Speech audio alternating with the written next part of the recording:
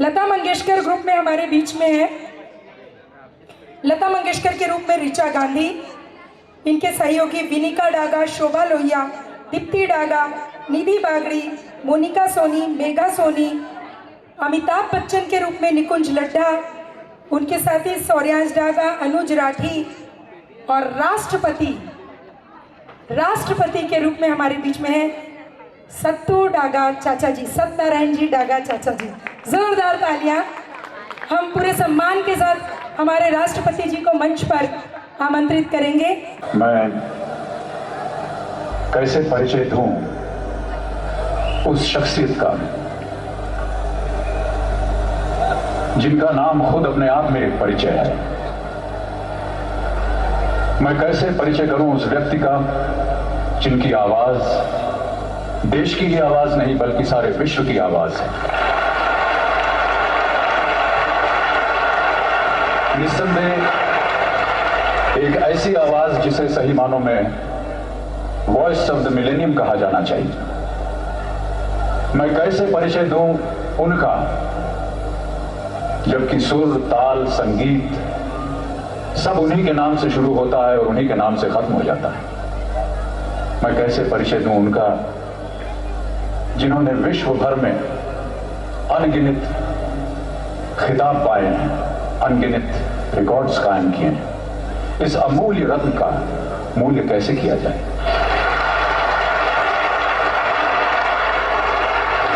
पड़ोसी मुल्क के लोग जब कभी हमसे मिलते हैं तो कहा करते हैं कि हमारे पास वो सब कुछ है जो आपके पास भारत में है, बस दो चीजें नहीं है, ताजमहल और लता मंगेशकर। देवियों और सज्जनों, साक्षात सरस्वती के इस रूप को मैं शत शत प्रणाम करता हूं और बड़े ही विनम्र भाव से आग्रह करता हूं, आमंत्रित करता हूं कि लता जी हमारे समक्ष आए और हमारे और आपकी आत्माओं को परमात्मा के साथ बांधें। देवियों और सज्जनों, आदरणीय लता मंगेशकर जी।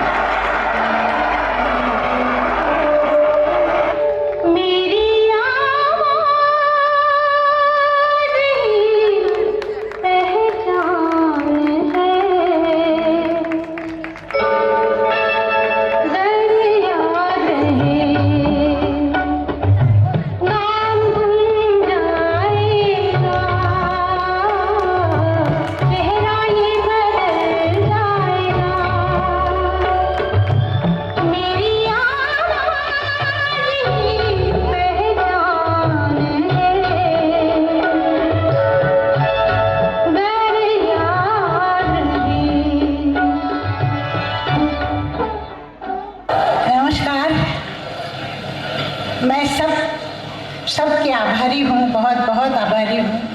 लास्ट ईयर अक्टूबर में मेरे फिल्म इंडस्ट्री में 70 साल पूरे हुए।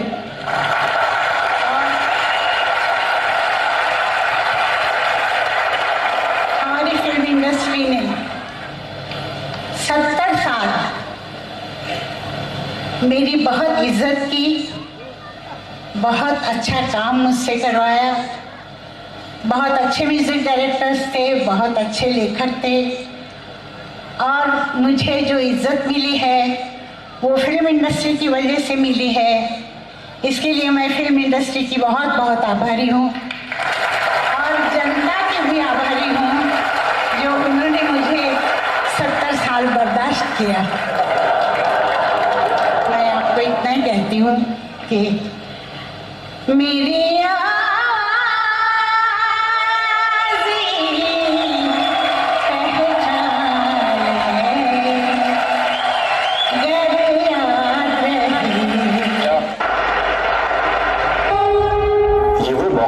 जब विभिन्न क्षेत्रों में उत्कृष्टता हासिल करने वालों को सम्मानित किया गया। प्रख्यात पार्श्व गायिका लता मंगेशकर को कल भारत रत्न से सम्मानित किया गया।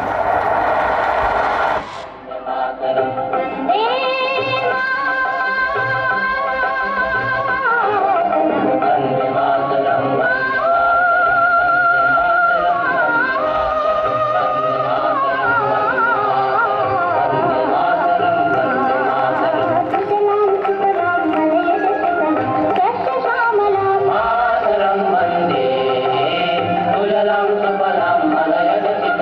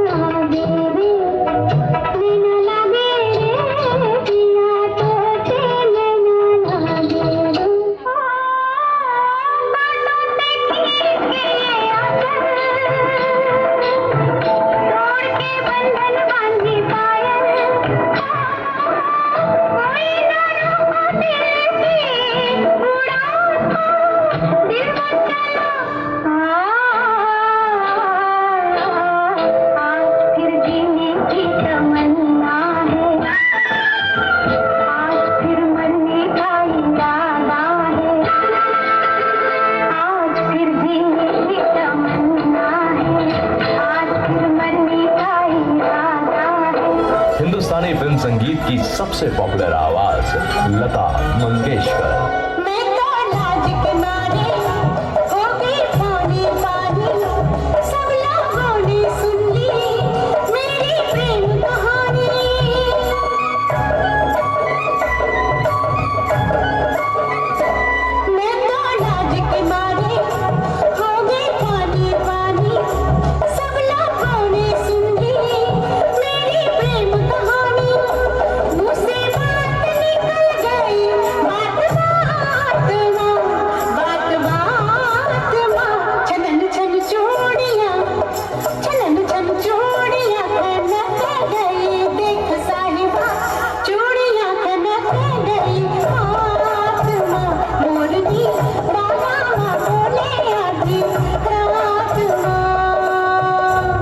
फीमेल प्लेबैक सिंगिंग में लता मंगेशकर का कोई सानी ना था।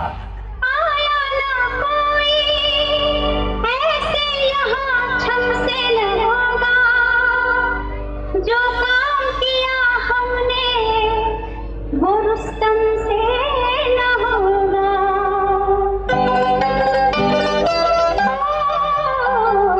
रात का समा झूमे चंद्रमा तन मोरा नाचे रे जैसे बिजलियां। रात का समा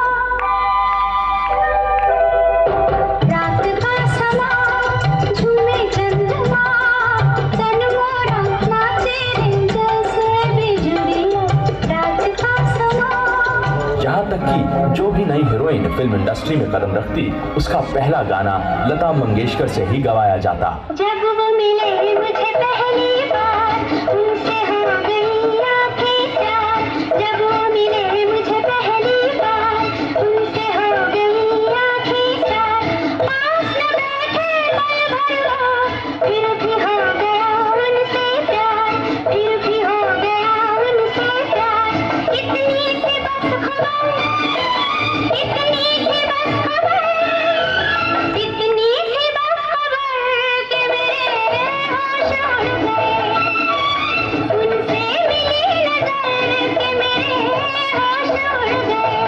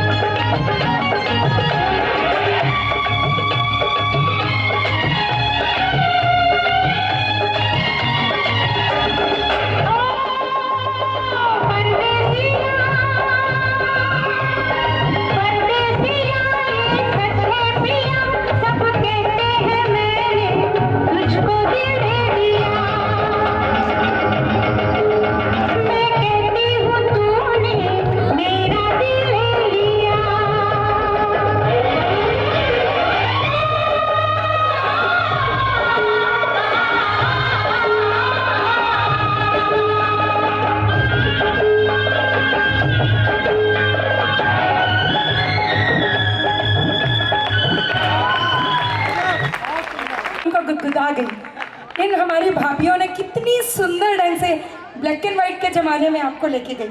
लता जी के बारे में बता दूं कि वो बड़ी स्वाभिमानी थी। कहते हैं लंदन का एक बहुत बड़ा हॉल था, वहाँ किसी की कोई इतनी आसानी से वहाँ प्रस्तुति देने का मौका नहीं मिलता। तो लता जी को जब लंदन में बुलाया गया गाने के लिए, तो लता जी ने कहा जाएंगे तो उसी हॉल में गाएंगे। तो कहा कि वहाँ तो बड़ा मुश्किल है। तो उन्होंने बड़ी मीठी आवाज़ में कहा नहीं गाने देंगे तो नहीं जाएंगे। यानी ये लता जी का अंदाज था और ये स्वाभिमान था। एक शादी में, शादियों के बहुत ऑफर आते थे उनको, तो एक शादी में उनको 8 करोड़ का ऑफर आया एक गाने गाने के लिए, लेकिन उन्होंने स्वीकार नहीं किया। उन्होंने कहा मेरा गायन माँ सरस्वती की आराधना है, मैं इस तरीके से शादियों में नहीं गाऊंगी। ये होते थे पहले के कलाकारों का स्वाभिमान। तो ऐसी लता जी क्या कहें इनके बारे में। मेरे वतन के लोग सभी जानते हैं, पंडित जवाहरलाल नेहरू जी की आंखों से आंसू निकल गए थे। तो इतनी सुंदर हर गायन के क्षेत्र में एक इतिहास बना गई लता जी।